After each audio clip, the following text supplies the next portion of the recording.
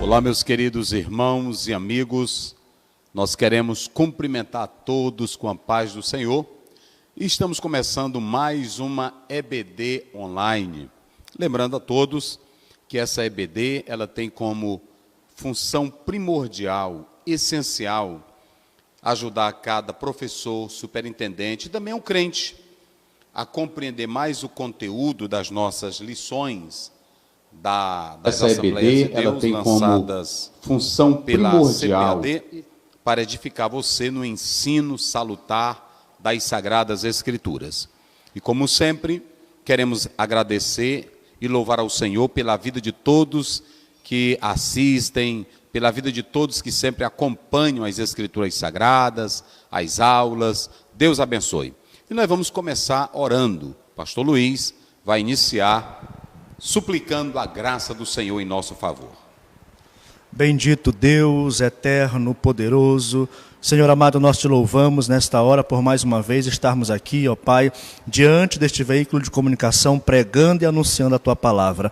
Meu Deus amado, abençoa os Teus servos agora, Pai eterno, que nos assistem, que nos acompanham, meu Deus. Sê com cada um, que o Teu Espírito Santo comunique essa palavra pregada aos vossos corações, aos seus corações, ó Pai, e que todos venham ser edificados pela bênção da Tua palavra. Meu Deus, sê com o nosso pastor presidente, continua dando graça, dando entendimento e sabedoria, compreensão da Tua palavra, para que possa sempre ter a palavra de edificação na hora certa. Meu Deus, abençoa este momento, sê conosco durante esta gravação, em nome de Jesus Cristo, Teu Filho amado, nós te agradecemos e te pedimos. Amém. Muito bem, queridos, aqui está o tema que estaremos estudando hoje: comprometidos com a palavra de Deus, ok? Essa é a temática que amanhã você, com a graça do Senhor, a iluminação do Espírito Santo, há de transmitir para os alunos nas salas de aulas das escolas dominicais do nosso Brasil, ok? Comprometidos com a palavra de Deus. Mais uma vez, reforçamos o livro de apoio, O Verdadeiro Pentecostalismo, do pastor Ezequias Soares, e nós estamos estudando mais esta lição, ok? Ela tem 3 pontos. Primeiro ponto, a autoridade da Bíblia. Segundo ponto, o zelo pela doutrina. E o terceiro ponto, cuidado quanto aos modismos. Muito bem. Nós podemos analisar que do outro lado aqui, nós temos o texto central, com maior referência, 2 Timóteo 2, 14, 19. Tem também 2 Pedro 1, 19, não é isso? Que vai dar reforço à ênfase na palavra de Deus. E eu coloquei aqui embaixo, sempre eu procuro dar o sentido do texto que o autor usa como base, e o pastor Ezequias ele está usando 2 Timóteo 4, e também Pedro, 2 Pedro. E aqui estão os 3 tópicos que nós iremos tratar sobre 2 Timóteo. Tudo bem? Então, nós não podemos falar sobre comprometidos com a palavra sem que primeiro façamos uma análise do que Paulo realmente quis falar em 2 Timóteo, capítulo 2. Vamos lá, pastor Luiz. Você tem a sua Bíblia? Vamos começar do verso 1 a 7. Rapidinho, leia aí. Tu, pois, meu filho, fortifica-te na graça que há em Cristo Jesus, e o que de mim entre muitas testemunhas ouviste, confia-o a homens fiéis que sejam idôneos para também ensinarem os outros. Sofre, pois, comigo as aflições como bom soldado de Cristo. Ninguém que milita se embaraça com o negócio desta vida, a fim de agradar aquele que o alistou para a guerra. E se alguém também milita, não é coroado, se não militar legitimamente. O lavrador que trabalha deve ser o primeiro a gozar dos frutos. Considera o que digo, porque o Senhor te dará entendimento em tudo. Muito bem. Vocês perceberam que pela leitura que Paulo faz, pelo que Paulo escreveu e a leitura que nós acabamos de fazer, do 1 a 7, nós vamos falar sobre isso aqui, ó. A entrega aos outros da mensagem divina. O apóstolo São Paulo, ele está dizendo que ele transmitiu para Timóteo o que ele havia recebido. Isso está no verso 2, como é que diz? O O que de minha parte. E o que de mim entre muitas testemunhas ouviste. Isso. Transmite a homens. Confia-os a homens idôneos. Com homens idôneos, homens fiéis. Perceba que Paulo, ele está falando que há um depósito em Timóteo e em outros obreiros, que é o depósito do Evangelho. Esse depósito do Evangelho, que é a palavra, eles deveriam fazer o quê? Entregar para outras pessoas. Para que esse processo da comunicação da palavra divina não cessasse. Então Paulo recebeu, agora Paulo passa para Timóteo, outras testemunhas também falaram para Paulo, e agora Paulo quer que esse processo seja dinâmico, que ele não pare, mas que ele prossiga. Então a primeira coisa que nós podemos analisar é que Paulo está dando ênfase de se continuar com essa tradição de entregar a palavra, de falar a palavra. Mas nós podemos analisar dentro desse texto bíblico que o apóstolo de São Paulo ele faz menção, para tratar dessa entrega da palavra aos outros, ele faz menção de algumas metáforas. Qual é a primeira metáfora que ele usa? Do soldado. A primeira. Não, tem outra antes. Logo lá em cima, é o primeiro verso. Tu, pois, meu filho, fortifica-te. Peraí. Primeiro é o quê? Filho. Filho. Vamos lá. Segundo. Soldado. Soldado.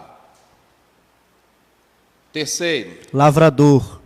Lavrador. Então nós temos, vamos lá. Filho, soldado, lavrador. Não é isso? O que mais nós temos no texto? Está faltando um. No verso 3, como é que diz? Sofre, pois, comigo as aflições como... Verso 4. Guerra. Não. Então é o verso 2 ou 3? 2. E o que de mim, entre muitas testemunhas, confia aos homens idôneos. Sofre, pois, comigo as aflições. O 4, ninguém que milita se embaraça com o negócio desta vida. O 5, se alguém milita, é coroado, se não militar legitimamente. O 6, o lavrador. E o 7, considera o que digo, porque o Senhor te dará entendimento. É antes. Tem antes. Ou é do 3, do 2, veja aí, ou 1. O 3, sofre, pois, comigo as aflições como bom soldado de Cristo. Ninguém que milita se embaraça com o negócio desta vida, a fim de agradar aquele que o alistou para a guerra. Pode ir. Soldado. E se alguém também milita, não é coroado, se não militar legitimamente. Pronto, aí você tem um atleta, aquele que compete. Tá. Ok? O atleta. Vamos lá dizer bem forte. Nas metáforas de Paulo, primeiro nós temos o quê? Filho. Depois? Soldado. Depois? Lavrador. E depois? Atleta. Vamos lá? Filho, soldado, lavrador, atleta. Por que Paulo começa com essas metáforas? Porque ele quer mostrar que a primeira entrega, quem dá é o pai. O pai dá a entrega para o filho. Se o filho for obediente aos conselhos do pai, à orientação do pai, ele terá sucesso. Paulo, quando ele se dirige a Timóteo, ele diz: tu, pois, meu filho, fortifica-te aonde? Na graça que há em Cristo. Perceba que essa palavra graça aí, que ela está no próprio texto aqui, harite, essa palavra harite, que você pode analisar aí, ela, na verdade, esse harite que nós estamos colocando aqui, alguns falam dessa forma, carite, vocês podem observar que não está tratando da graça salvadora.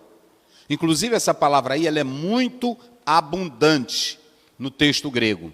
Ela fala de doçura, ela fala de amável, ela fala de favor imerecido. Mas essa graça aqui, ela está tratando da capacitação e do poder dos dons do Espírito Santo na vida do filho, na vida do soldado, na vida do lavrador e na vida do... que Paulo quer se referir ao obreiro. Pastor Ezequiel Soares fala isso no texto. Obreiro, que são os trabalhadores da casa de Deus, refere-se aos líderes, refere-se às lideranças da igreja. Ok? Mas o mais interessante é que quando Paulo ele começa usando essas metáforas, o que nós podemos analisar? Ele trata Timóteo de filho. O filho, ele sempre obedece ao pai. E o soldado? O que o soldado faz? O soldado está debaixo de quê? De ordem, de sujeição. E o lavrador?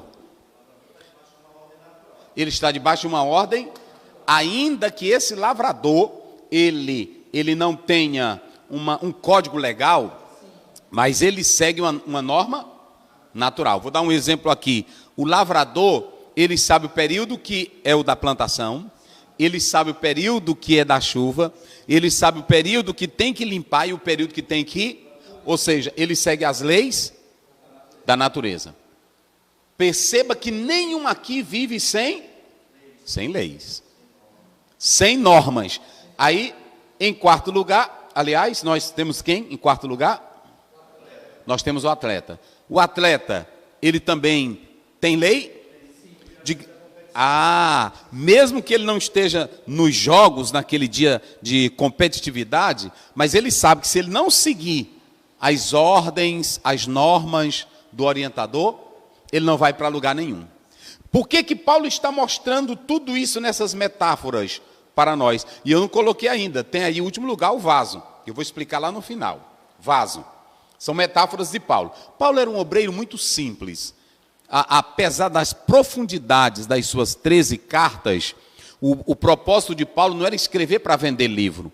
O propósito de Paulo não era escrever para ser famoso. O propósito de Paulo era escrever para resolver problemas de igrejas locais, fazer a correção e trazer cada crente ao centro da vontade de Deus. Era para isso que Paulo escrevia. Paulo nunca pensou e nem pensava que essas cartas que ele escreveu lá naquela época, pela inspiração do Espírito Santo, elas chegariam até nós. Então Paulo ele começa dizendo nesse verso 1 a 7, a entrega aos outros da mensagem divina.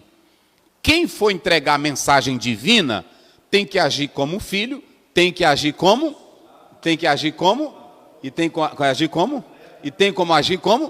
Pronto. Eu pergunto aqui agora para os 3 que estão aqui, essas metáforas aqui, alguma delas, ou alguma figura dessa daqui, se sobrepõe? Tem autoridade de determinar? Tem autoridade de criar? Por que não tem? Elas estão sempre sujeitas a uma ordem. Então todo pregador, todo pastor, todo professor de teologia que tem comunhão com Deus, ele é o quê? Ele é o quê? Ele é o quê? Ele é o quê? Ele é o quê? Mais uma vez, ele é o quê? Filho grita com o pai? Filho manda no pai? Filho dá ordem para pai? O que filho faz diante da ordem do pai? Pronto. Qual é o dever do pastor? Qual é o dever da liderança? Qual é o dever do teólogo? E o soldado? O soldado manda? Se o delegado diz assim, vá prender um homem. O soldado, ele diz, não, eu não posso ir, porque lá aquele homem é muito valente. Ele faz assim? Qual é a ordem do soldado? E ele tem que se deixar levar pelo aspecto civil? Já pensaram, se um soldado for prender alguém, aí quando chega lá, aí ele dá voz de prisão para o homem que está em casa, com a ordem da justiça, aí ele vê a mulher, vê o menino, vê a criancinha, vê um necessitado, e se ele se envolver nesse aspecto civil, ele prende? Por isso que Paulo está dizendo, não se embaraça com os negócios. Obreiro de Deus, pastor de Deus, pregador da palavra, é um soldado. Ele não pode se embaraçar com elite, ele não pode se embaraçar com política, ele não pode se embaraçar com outros negócios desta vida.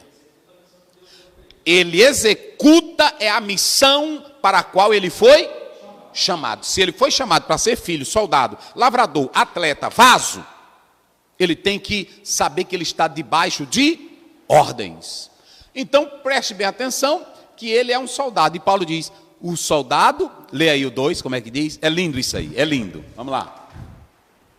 Sofre, pois, comigo as aflições, isso, como bom soldado de Jesus Cristo. Isso.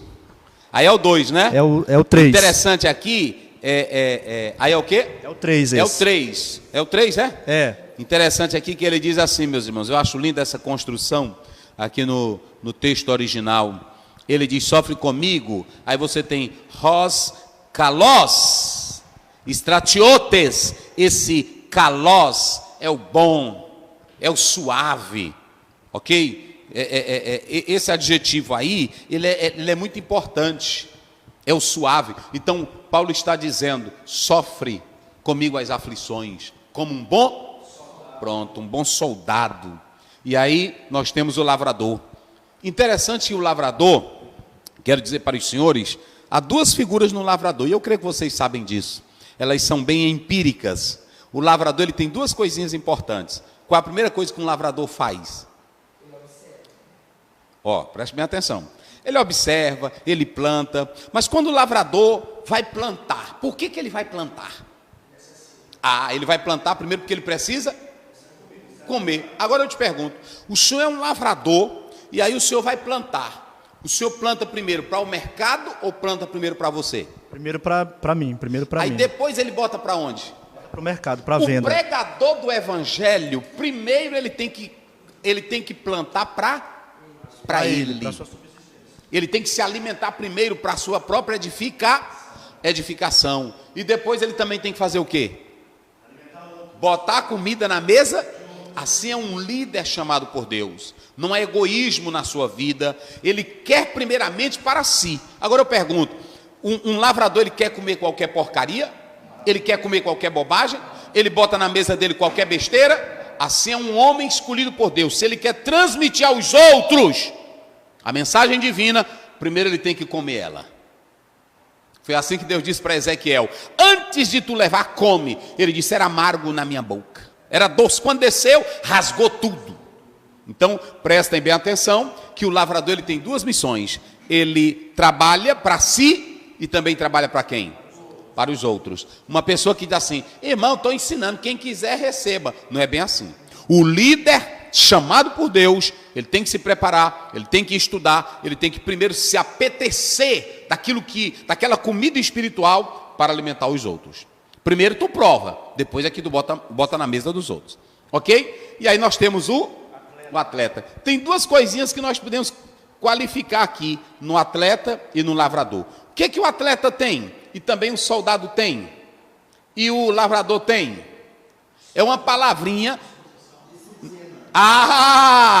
Pronto! Olha, irmão César Coutrin já disse ali. Tanto o soldado, como o atleta, como o lavrador tem o quê? Disciplina. Um atleta que quer vencer, precisa alguém estar dizendo para ele: olha, você tem que treinar. Precisa? Não. Quem quer vencer, ele tem o quê? Disciplina. Ele amanhece cedo, a comida dele é equilibrada.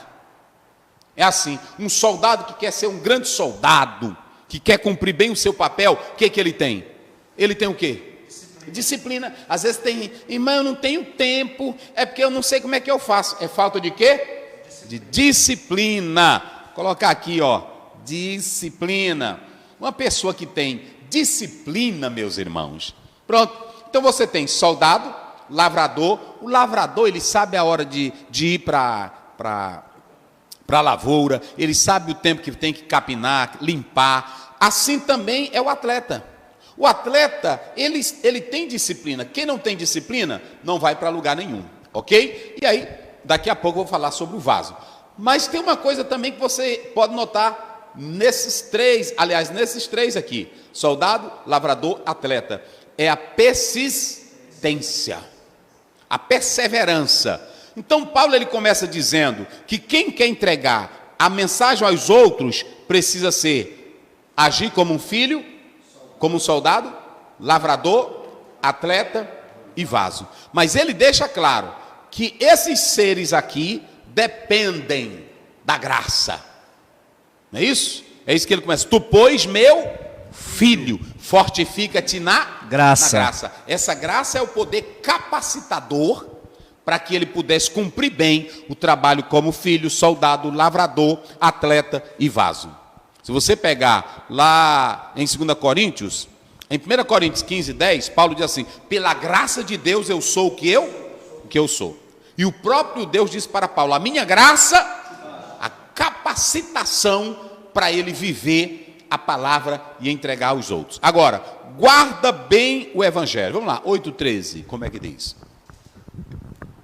Lembra-te de que Jesus Cristo, que é da descendência de Davi, ressuscitou dos mortos segundo o meu evangelho, pelo que sofro trabalhos e até prisões como malfeitor, mas a palavra de Deus ela não está presa.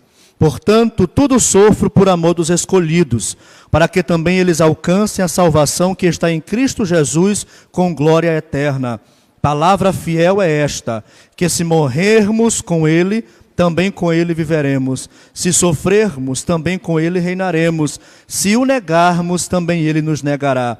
Se formos infiéis, ele permanece fiel, não pode negar-se a si mesmo. Pode ir. Conduta a seguir com aqueles que se afastam da sã doutrina e da pureza cristã. Pronto. Então agora nós temos a segunda coisa, guardando bem o evangelho. Como é que se guarda bem o evangelho, pastor Aziel? Como é que se guarda bem o evangelho? Hoje eu participo de vários grupos aqui, que eles entram aqui, eu entro, eu não sei como é, me bota nesses grupos, mas eu fico às vezes só acompanhando. E eu vejo pessoas debatendo, citando tantas referências, tantos livros, e dizendo, olha, você precisa ler esse livro para você combater, você precisa ler isso aqui. Mas como é que se combate, como é que se guarda o verdadeiro evangelho? Lá atrás o pastor leu, Paulo diz, sofre as aflições como o quê? Bom soldado. E como é um bom soldado de Cristo? Ô meu irmão, meu querido pastor, professor da escola dominical, você está me ouvindo aí? Você está ouvindo aqui? Amanhã fale isso na sala. Na verdade, o que nos torna um bom soldado de Cristo? Se você lesse todas as institutas de João Calvino, não faria de você um bom soldado.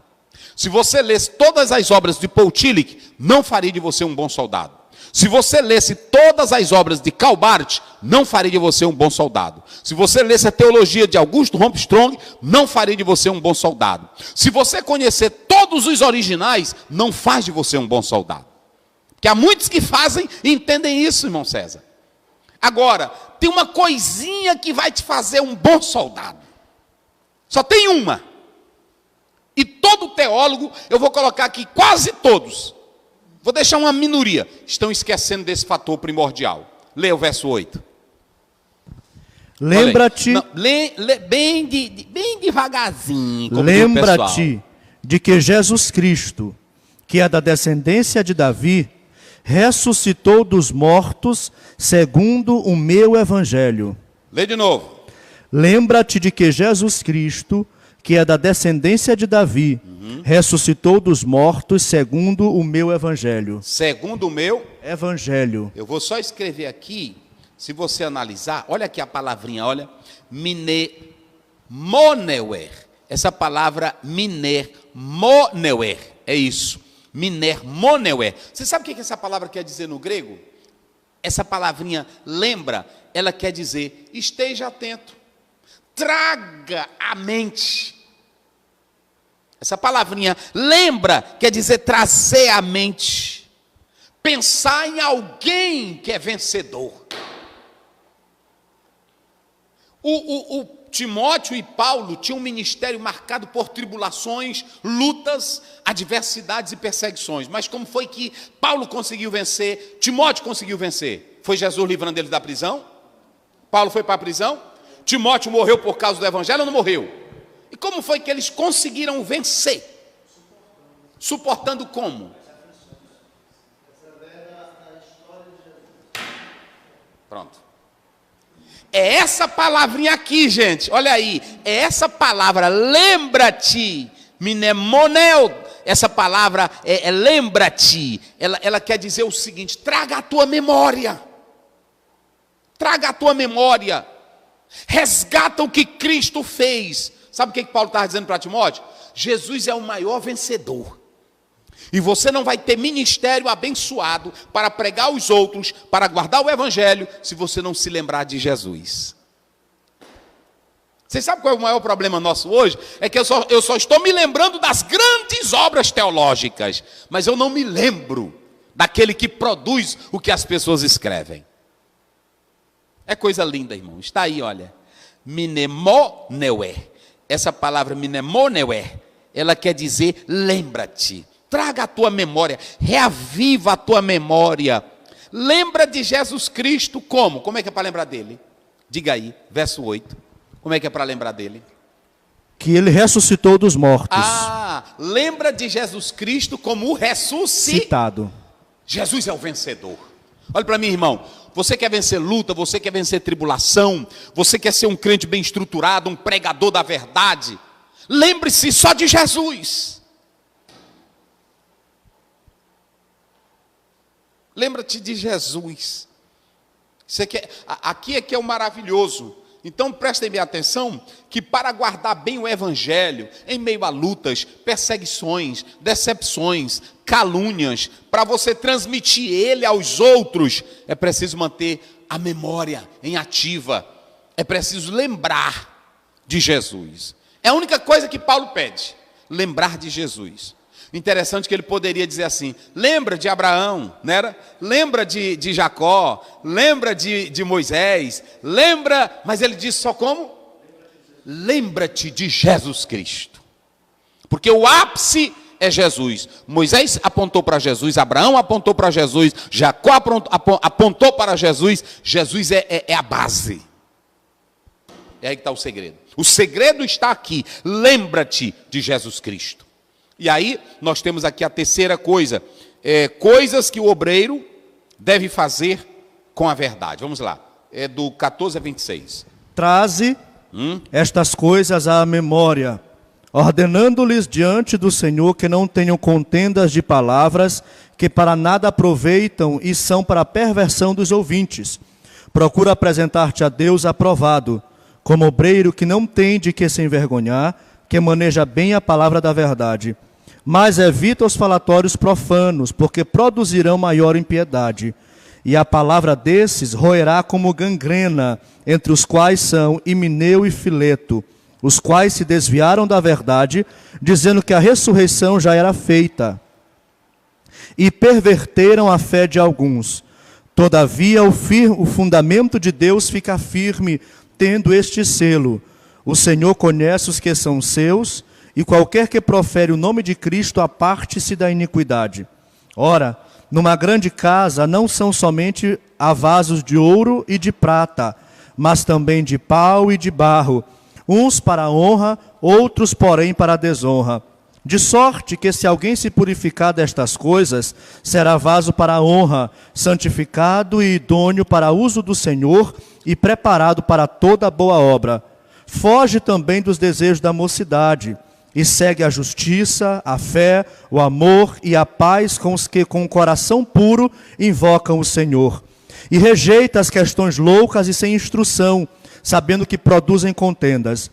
E ao servo do Senhor não convém contender, mas sim ser manso para com todos, apto para ensinar, sofredor, instruindo com mansidão os que resistem, a ver se porventura Deus lhe dará arrependimento para conhecerem a verdade e tornarem a despertar, desprendendo-se dos laços do diabo, em cuja vontade estão presos. Pronto. Vocês se lembram que eu falei em último lugar do vaso? Paulo está dizendo, é muito interessante, e aqui está o grande problema, é que as pessoas pegaram esse versículo para dizer que Deus tem vaso para a honra e que tem vaso para a desonra. E aí levam esse conceito aqui para a salvação. Esse texto aí, Paulo está novamente usando uma metáfora, fazendo uma analogia. Ele diz que a obra de Deus ela é como uma grande casa. E dentro dessa casa tem vários. E esses vasos, dentre alguns, o Senhor escolhe alguns para serem ministros. E que esses ministros que são escolhidos não podem ser vaso, barrela. Não podem ser vasos fraquinhos. Se são escolhidos para serem ministros, precisam ser da melhor qualidade, soldado da melhor qualidade, lavrador da melhor qualidade, atleta da melhor, porque se não for assim, esses vasos que se tornam a vitrine da igreja, eles vão trazer o quê? Eles vão trazer desonra, vão trazer negatividade para a igreja, porque vocês podem observar que dentro do contexto, Paulo diz, procura apresentar-te como? Olha aqui, ó. Ortomunta. Essa palavra, ortomunta, olha aqui, ó. Que procura apresentar-te a Deus como obreiro que maneja bem. Sabe o que é manejar bem aqui? Essa palavra, ortomunta, sabe o que ela quer dizer? Seguir um curso reto. A ideia aqui é de um alfaiate que corta sem desviar o curso. Corta segundo a medida que ele cortou. Isso, ele é preciso. Cortar corretamente a palavra. Pastor Ziel, por que Paulo está mostrando isso aqui? Ora, se o obreiro é um filho, é um soldado, é um lavrador, é um atleta, é um vaso, ele não manda. Ele tem que seguir as normas de quem? De Deus. O atleta, eu pergunto, nos jogos das Olimpíadas, o atleta, ele joga segundo a própria norma dele? Ele cria suas normas?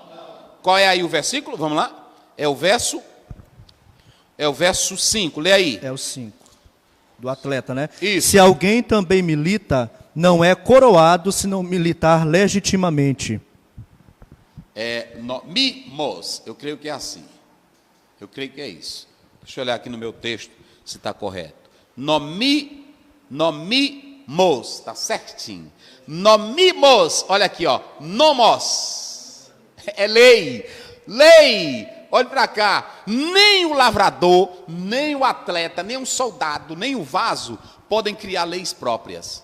Ou seja, o obreiro, ele precisa ser comprometido com a norma não é a dele. A norma não é a do pastor, a regra não é a do pastor, a regra não é a do dirigente, a regra não é de quem tem sonho ou visão, a regra é a da palavra. Levanta aí a Bíblia, mostra aí na tela aí. A regra é essa daqui. O soldado tem que agir conforme essa regra. O atleta de Cristo tem que agir conforme essa regra. O lavrador de Cristo tem que agir conforme essa. E o vaso na obra de Deus tem que agir segundo essa. Pronto, bota para cá. Esse negócio de vaso, a Assembleia de Deus pegou isso. É vaso, vaso. Não tem isso agora? É o vaso. Não é que eles dizem? É o vaso, vaso de fogo, vaso de bênção. Vaso de bênção, vaso, meu irmão. É só para ser cheio da palavra e fazer o que Deus mandar ele fazer. Vaso não tem voz, vaso não tem autoridade. O vaso é só para receber e fazer o que Deus manda. Ele age de acordo com a lei. Esse nomimos, sabe o que ele quer dizer? Ele não pode jogar segundo a sua regra.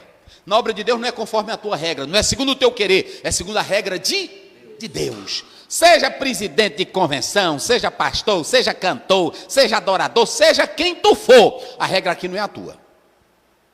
A regra de quem é? De Deus.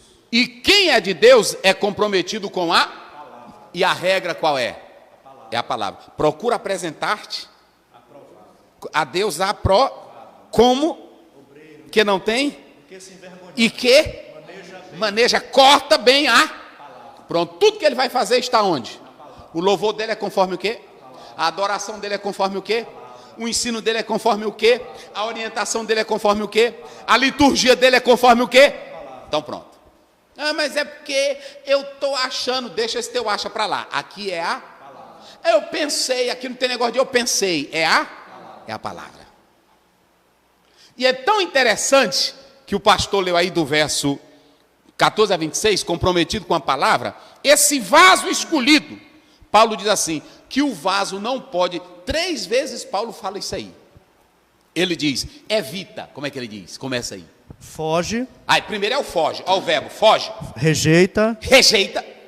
Foge, rejeita e... Tem mais lá na frente, evita. Tá aí? Vamos lá, quais são os 3 verbos? Foge, rejeita e evita. Questões tolas, não é assim? De homens que não têm o que fazer, que deveriam pregar a palavra de Deus, e sabe o que eles ficam fazendo? Só criando o quê? Polêmicas. Agora eu vou falar, bota para cá, irmão. Está filmando aí direitinho?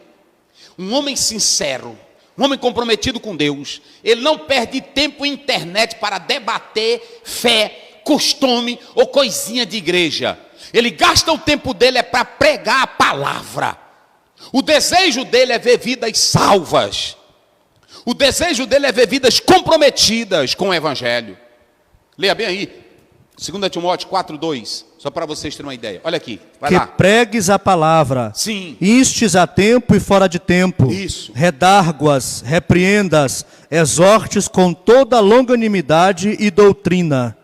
Pronto, olha para cá. Paulo está dizendo, prega a palavra. Sabe o que nós temos que fazer, meus irmãos? Do Estado cuida o governo, de teorias sociológicas, tem aí os homens para cuidar, tem os teóricos para cuidar. Das filosofias tem uns filósofos. Agora da Bíblia, Deus te chamou para ser comprometido com a palavra. Pregue a palavra. Não misture as coisas. Paulo está dizendo, foge. Tem uns aí que é criando debates e debates. Debate não salva ninguém. Enquanto tu está debatendo, tem gente descendo ao inferno. Tem pessoas querendo se suicidar, se matar. Vai levar a palavra da vida. Aleluia. Eu vou mostrar na Bíblia, leia bem aí, 12 de Atos. Eu não trouxe a minha outra Bíblia aqui, mas quando o anjo solta a Pedro da prisão, olha o que ele diz. Vai, olha o que o anjo diz para ele. Eita, coisa boa. Tá bem aí? Pode ver aí, pastor. Isso. Deixa eu ver aqui. E disse-lhe o anjo. Isso. Cinge-te e ata as tuas sandálias. E ele o fez assim. Disse-lhe mais, lança às costas a tua capa e segue-me. Isso. Para aí, é lá na frente. Mais na frente, né? É aqui, deixa eu ver. É aqui, o que eu quero é isso bem aqui. Cadê, rapaz? Ô Pedro, Herodes, é aqui. Considerando a sua... solto quem era... Não é aqui, ó, Rod. Diante do anjo dele. Então Pedro cai em si, verdade? Enviou o Senhor e levou da sua mão. Toda a expectativa do povo. Eu quero, irmão, que o anjo soltou e disse, vai pregar a palavra da vida. Eita, meus irmãos, é coisa maravilhosa. Deixa eu ver se é aqui, deixa eu ver se eu estou me lembrando desse texto aqui. Mas é a prisão que eles soltam. Me fugiu aqui do texto. Mas já eu encontro aqui, daqui a pouco, a gente volta. Vamos procurando aí, se não for isso aí, é o outro texto. Mas me fugiu aqui da mente agora. O anjo solta e diz assim, vai pregar a palavra da vida, vai levar a mensagem ao povo. Então, qual é a missão de um verdadeiro ministro? Ele está comprometido com a palavra de Deus, pregando a palavra, ensinando. Então, não compete e não transforma ninguém. Há um educador que diz que debate só tem futuro quando se busca uma solução. Às vezes é o próprio crente debatendo com outro crente questões que não vão contribuir para nada. Então, você deve usar a televisão, deve usar a internet, deve usar o WhatsApp para pregar o evangelho. Um homem que se diz homem de Deus, que ele usa WhatsApp, redes sociais, para denegrir uma determinada igreja, esse homem não tem compromisso com a palavra. Ele não tem compromisso com a palavra, ok? E nós temos que entender essa realidade. Eu acho que, deixa eu ver aqui, vamos lá. Mas vamos seguir aqui, pastor, depois a gente procura. Se não for isso aí, deve ser, se não for o 12, deve ser o 5 na liberação, ou o 4 de Pedro. A gente procura aí no final, vamos lá. Então, resolvido isso, pronto, aqui está o texto. E esse capítulo todo, ele está falando do compromisso com a palavra de Deus. Agora vamos para a lição, a autoridade da Bíblia. O pastor Ezequiel Soares, na primeira coisa que ele procura mostrar aí para nós, nessa lição de hoje, ele quer falar sobre a igreja pentecostal, a Assembleia de Deus, e também ele está falando sobre o compromisso dela com a palavra do Senhor. A primeira coisa que eu coloquei aqui, o relacionamento dos pentecostais com a Bíblia. Pentecostal gosta de Bíblia, da Assembleia de Deus? Nem todos. Vai dizer para você, hein? Era para todos gostarem da Bíblia, mas nem todos gostam, ok? E eu falo isso aqui com todo respeito e com todo temor. Hoje, na verdade, tem muitos homens de Deus que estão se despertando no Brasil para a leitura, para o desenvolvimento e o compromisso com a palavra do Senhor. Mas há muito tempo atrás, muitos só ligavam, não os líderes, mas a maioria do povo pentecostal, de outros movimentos pentecostais, sempre só deram ênfase ao movimento, ao barulho, à zoada, a gritos, e até dizendo coisas que não se sabiam. Por exemplo, movimentos como esse de reteté, que na verdade está ligada à definição demoníacas, trouxeram para o meio pentecostal, dizendo assim, eu estou no reteté. E o reteté tem ligação demoníaca. Entenderam como é as questões? Aí, por exemplo, a questão levantada aqui pelo pastor Ezequiel Soares, na introdução, ele diz, nós somos apegados à palavra e buscamos a orientação do Espírito Santo a nos ajudar na interpretação das Escrituras. Pastor Ezequiel Soares está certo. Deixa eu dizer uma coisa para vocês. Lá atrás, inclusive nesse livro dele, ele fala, Samuel Nistro, Lárcio Watson, Antônio Gilberto, por exemplo, pastor Estevão Ângelo de Souza, pastor Alcebiades Vasconcelos, eram homens que amavam as Escrituras e que procuravam, dentre outros, pastor José Wellington Bezerra, dentre outros líderes, que começaram a pregar o Evangelho no Brasil e procuraram trazer o Evangelho na sua essência. Acreditavam nos dons, acreditavam em revelação e profecias, mas não com o exagero que hoje muitos estão dando ênfase. Ou seja, o mais importante para esses obreiros era a palavra e o ensino das Escrituras. E não apenas o falar em língua, o pular, o gritar. Que esse foi o problema.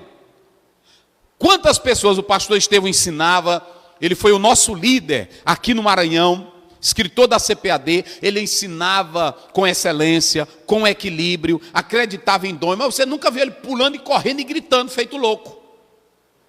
Não é isso? Aí o grande problema hoje é que muitos pentecostais, não a liderança primitiva, como por exemplo Antônio Gilberto, Eurico Bergsten, dentre outros, traziam a palavra com essência e acreditavam nos dons, na oração, mas tudo dentro da palavra de Deus, sem exagero. É por isso que nesse primeiro ponto, ele coloca a autoridade da Bíblia. Os pentecostais seguem essa autoridade da Bíblia? Sim, nós seguimos a autoridade da Bíblia.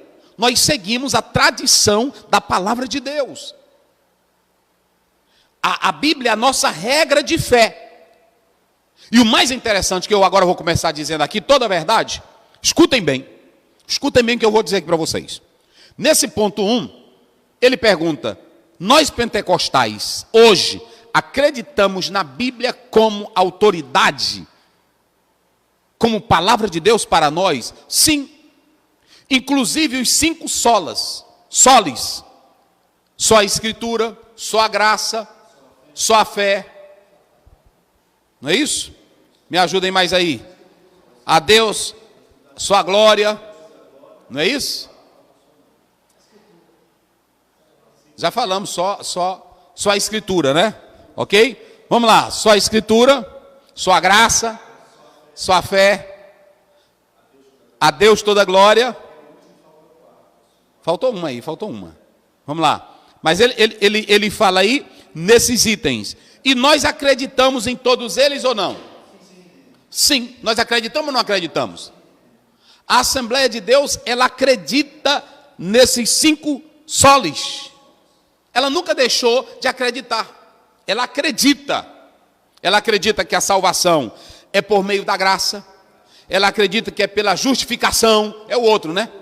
Pela justiça. É isso. Não é isso? Pela justiça, pela fé em Cristo.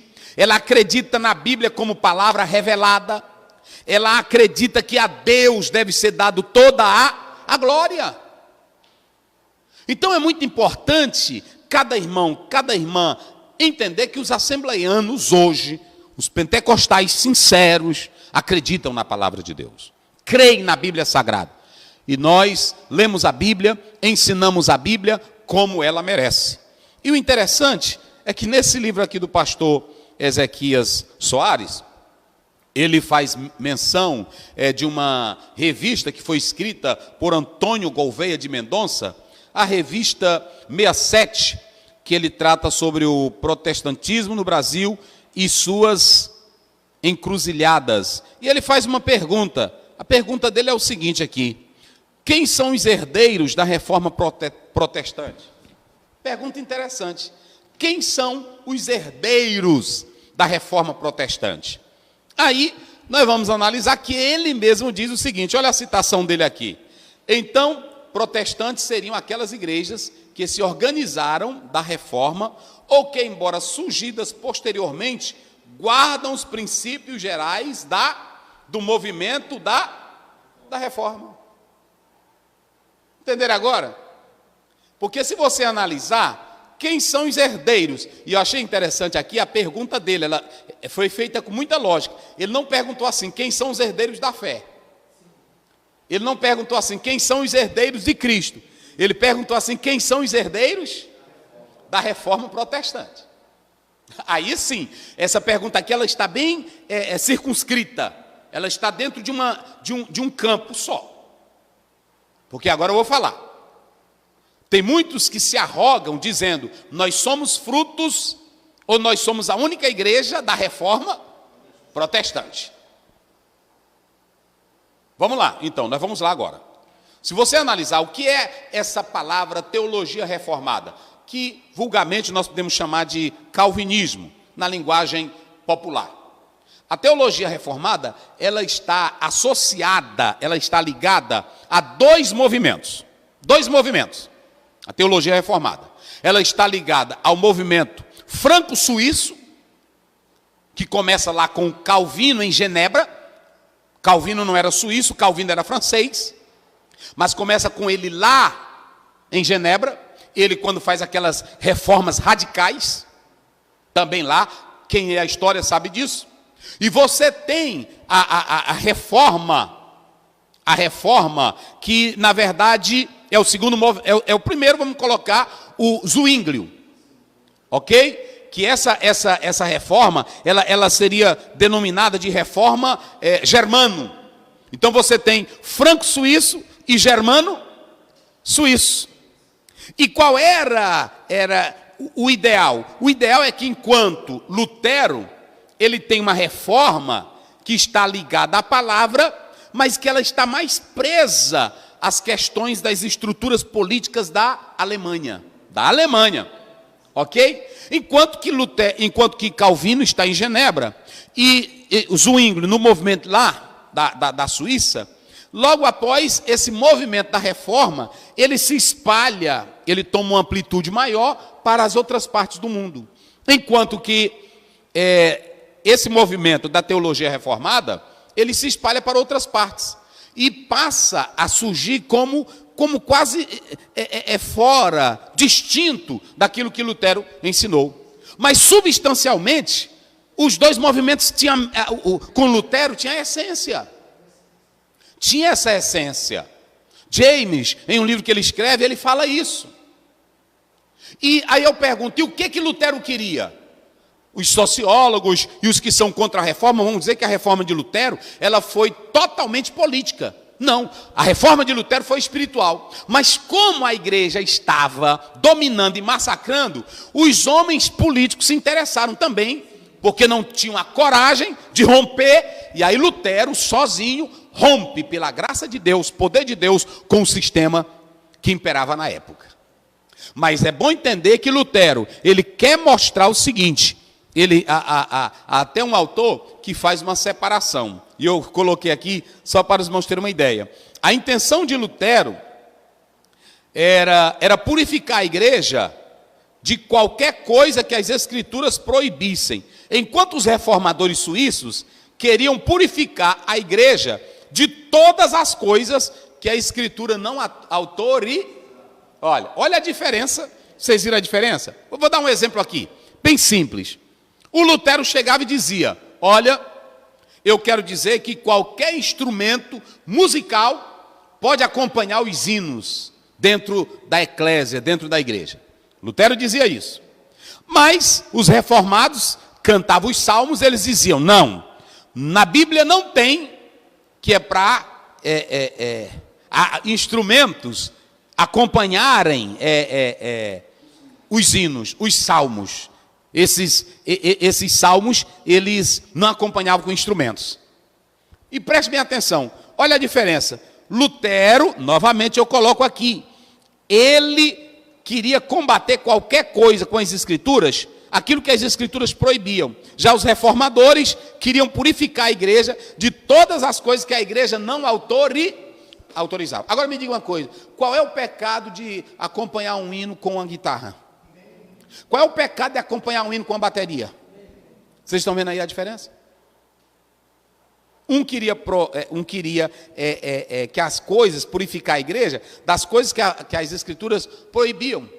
Ok? Enquanto o outro, eles queriam purificar a igreja de todas as coisas que as Escrituras não autorizavam. Vocês estão vendo só o detalhe? Agora eu pergunto, irmão, no que isso aqui atrapalha a salvação? Vocês estão vendo o debate?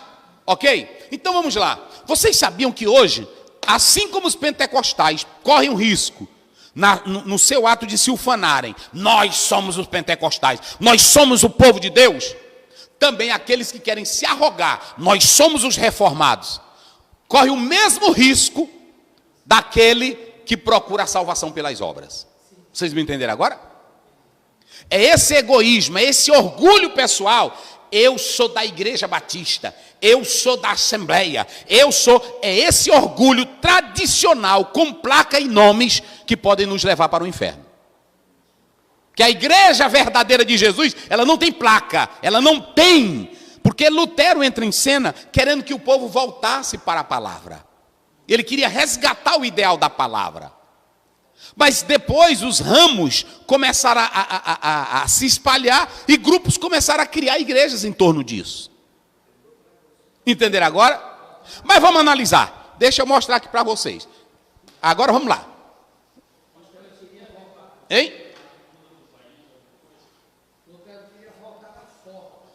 Isso.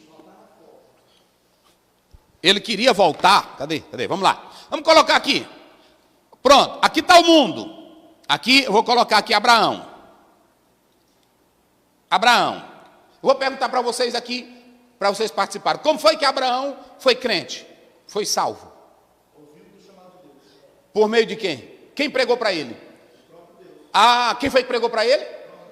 Pronto. Tinha alguma igreja pregando para Abraão? Gênesis 15, vê aí o 6, rapidinho. Lá no início, Abraão foi salvo pela revelação da fé. É um negócio pesado, vai lá. 15, como é que diz? Isso. E creu ele no Senhor, e foi-lhe imputado isto por justiça. Creu ele no Senhor. Pronto, tinha alguém lá pregando? Ninguém. Tinha alguém lá falando para ele? Ninguém. Como foi que ele creu? Ele só ouviu e qual era a igreja que ele participava? Ei, me diga aí, qual é a igreja que Abraão participava? Hein? Me diga, qual era a igreja? Não tinha igreja não. Ele era reformado? Não. Ele era pentecostal? Irmão, vá para a Bíblia, não vai ficar mexendo em livrinho de teólogo não, que quer só atrapalhar. Aí lá vem o Abraão, creu Abraão no Senhor. Aí entra Moisés também com a revelação no deserto. Vai começar a questionar os livros de Moisés, Baruch Spinoza. Mas você vai ver que também Moisés recebe tudo que ele tem por meio da revelação. Isso é questão de fé. Questão de fé. Aí vem Abraão, aí vem Moisés, ok? Aí vem Moisés. Aí vem Jesus. Jesus vem, quando Jesus chega, ele vai bater de frente contra os judeus, que estavam todos comprometidos. Sistema totalmente contaminado, explorando com a religião. Está lá em Mateus 23. Agora você quer ver Jesus? Leia aí Marcos, capítulo 9, verso 38. Eu quero que você que gosta de debater, leia isso aí em sua casa. Vai lá, como é que... E João lhe respondeu, dizendo: Mestre, vimos um que em teu nome expulsava demônios, o qual não nos segue. E nós lhe proibimos, porque não nos segue. Continua? Vai. Jesus, porém, disse: Não lhe proibais, porque ninguém há que faça milagre. Para aí. Olha aqui o mundão aqui, ó. Olha o mundão. Aí pronto, Abraão creu lá, sem ter pastor, sem ter ninguém, revelação divina, creu, adorou. Adão, antes também de Abraão, ele já adorava, acreditava em Deus. Aí vem só para mostrar toda a estrutura, Jesus morre, ele é o nosso centro. Mas quando Jesus está ensinando, o orgulho pessoal, a vaidade dos discípulos, nós somos pentecostal, nós somos reformados. Aí um rapazinho que não era reformado, um rapazinho que não era do convívio de Jesus, um rapazinho que não era... Aí ele ouvia de longe que quem acreditasse em Jesus e que tivesse poder e tivesse a fé, aí podia expulsar demônio. Aí o rapazinho foi, eu acredito nesse Jesus. Aí ele foi até a Jesus, aí chegou lá em Jesus, ele creu em Jesus e ele saiu. Ele nunca andou, ele não faz parte do colegiado reformado. Irmão, é o nosso orgulho, é a nossa prepotência. Aí o rapazinho, olha, tem um endemoniado bem aqui. Aí o rapazinho, sai em nome de Jesus, sai. Aí o João ia passando, ia passando. Jesus, tem um rapazinho ali que não é do nosso colegiado, não é da nossa teologia reformada, não é do nosso pentecostalismo, e no teu nome, ele está expulsando demônio. E aí, como é que ele diz? Para ir proibir?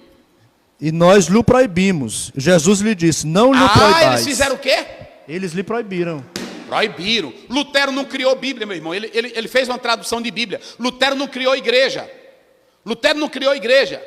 E quer saber mais? Quem se orgulha de ser reformado, a Igreja Católica diz que nós todos estamos desviados, porque saímos da Igreja Central. Não é assim?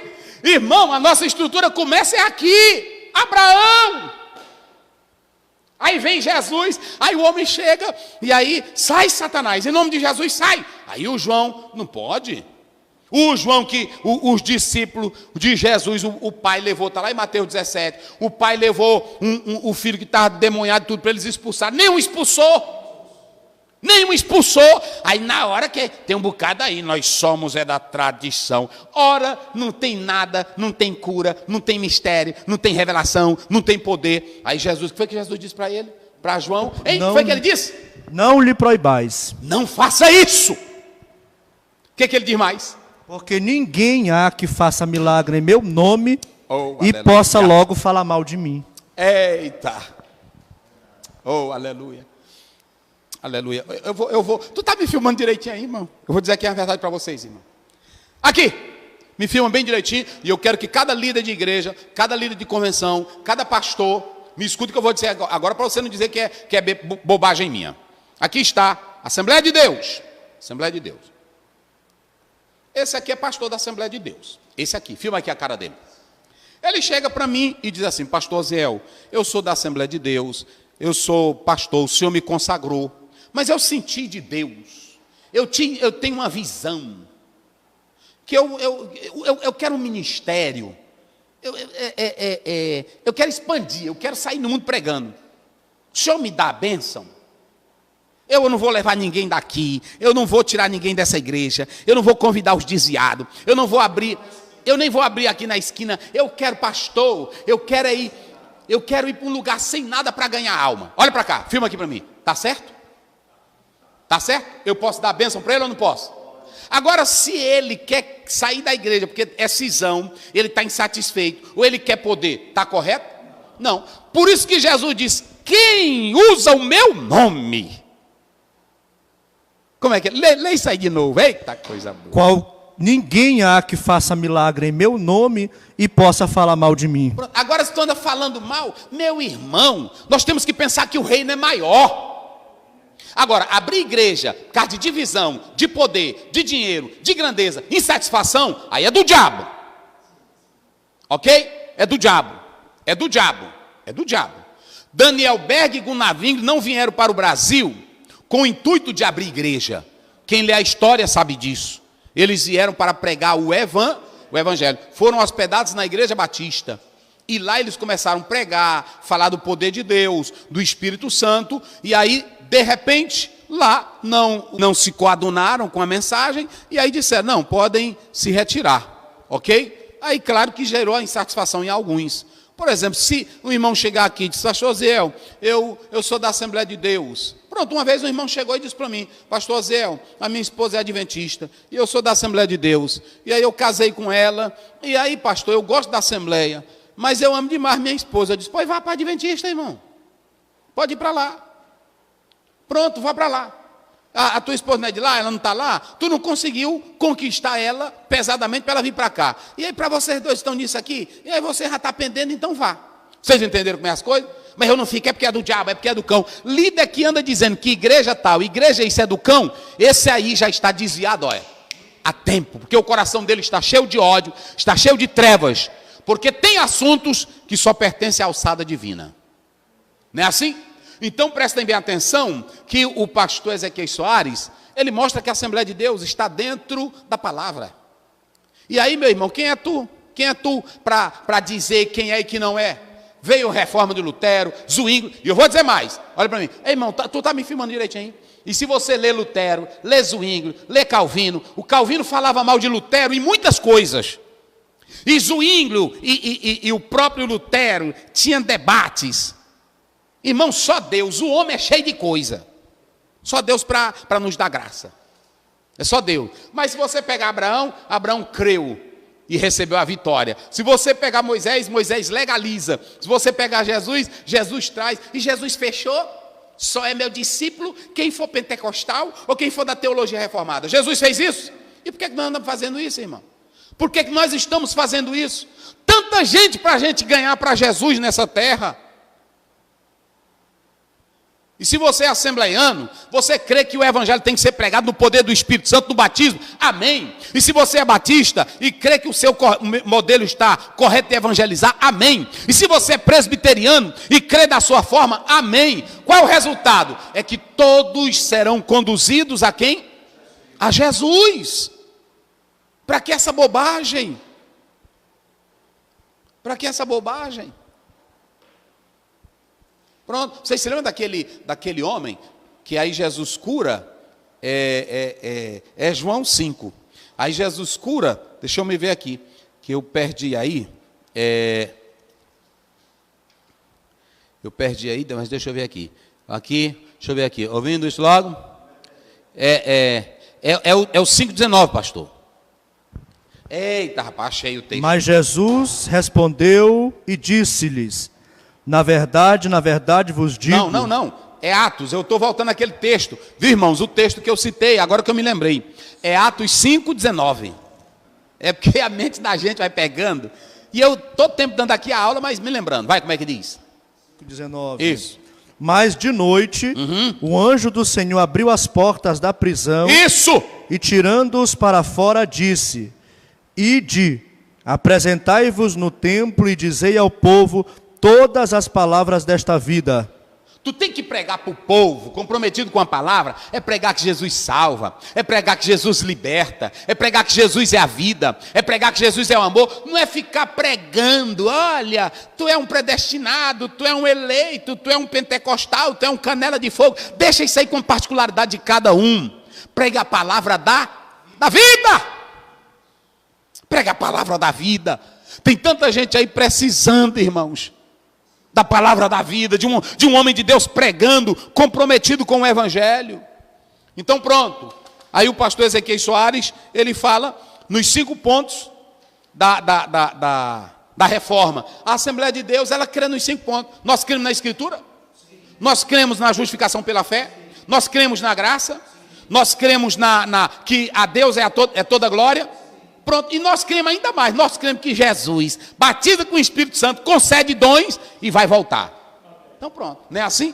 E aí você tem os fundamentos da nossa fé. Uma coisa interessante aqui que o pastor Ezequiel Soares fala, é aqui que eu quero, não, vou deixar por último. O pastor Ezequiel Soares fala sobre a questão da emoção, que muitos pensam que nós temos um cânon aberto.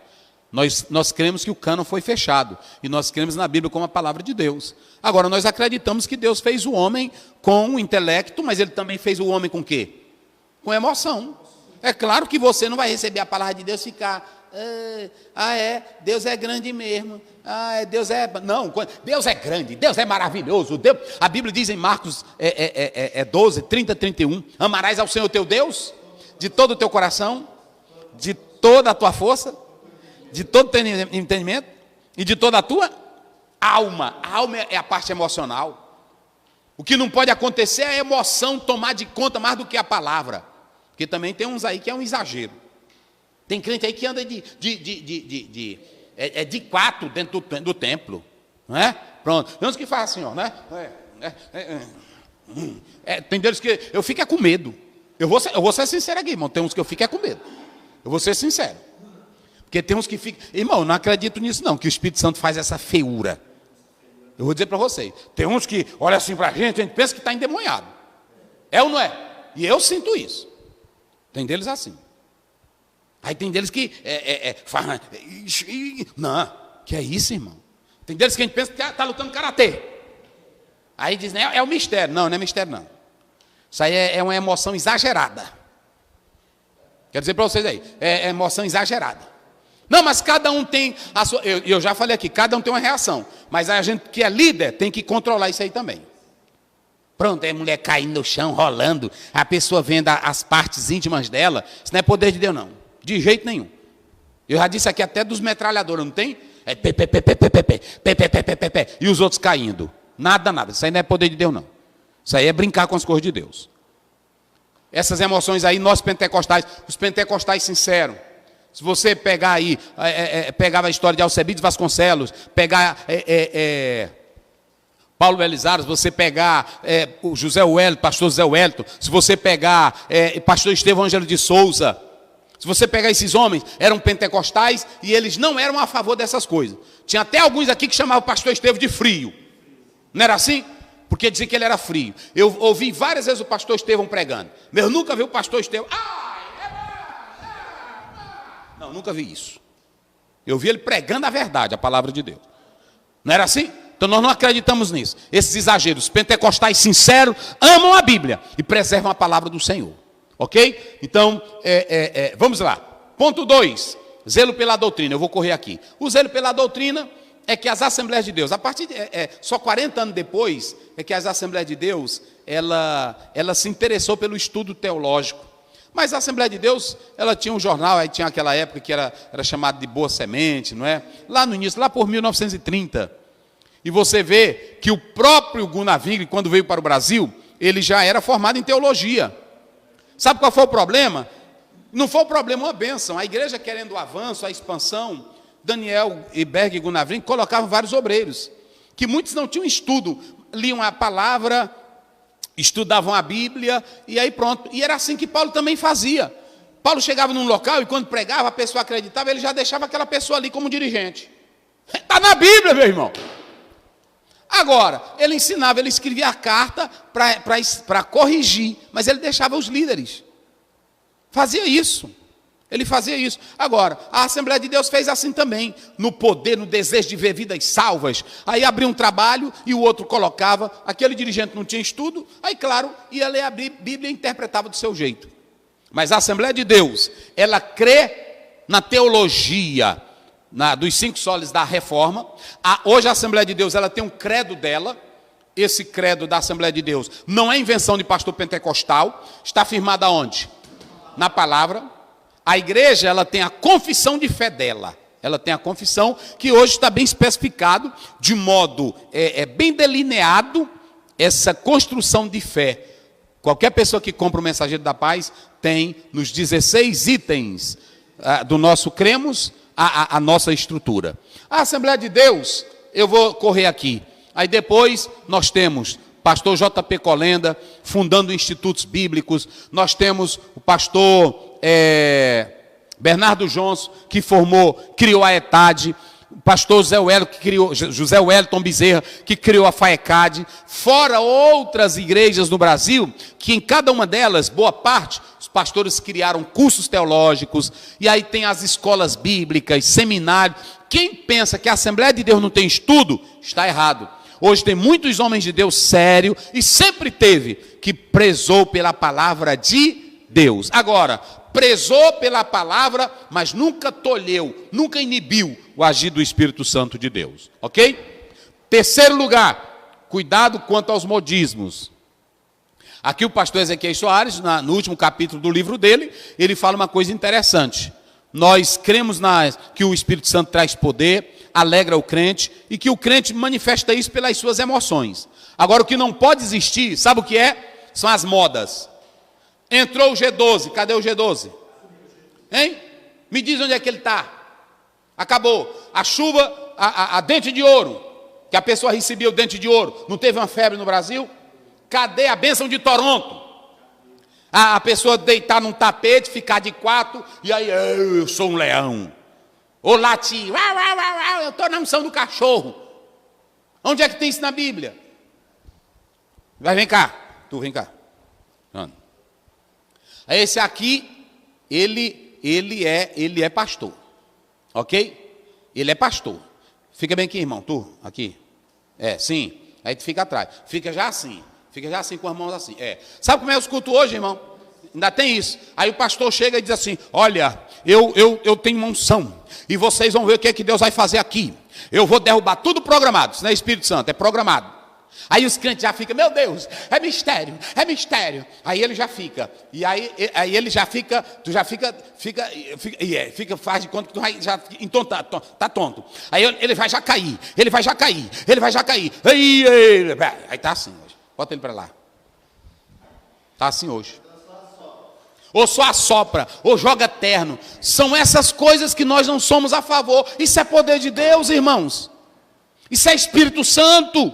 Me diga, quem é pentecostal, bíblico, que acredita na palavra, não segue esses modismos. E cadê? Está de pé?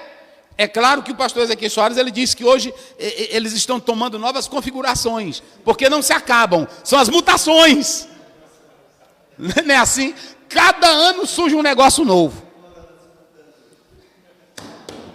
Meus irmãos, vamos fazer isso, vamos acreditar no que a Bíblia diz, sem exagero, ser pentecostal de verdade. Fiquemos de pé, Deus abençoe, medite na palavra, em nome de Jesus. Pastor Luiz, encerre com oração.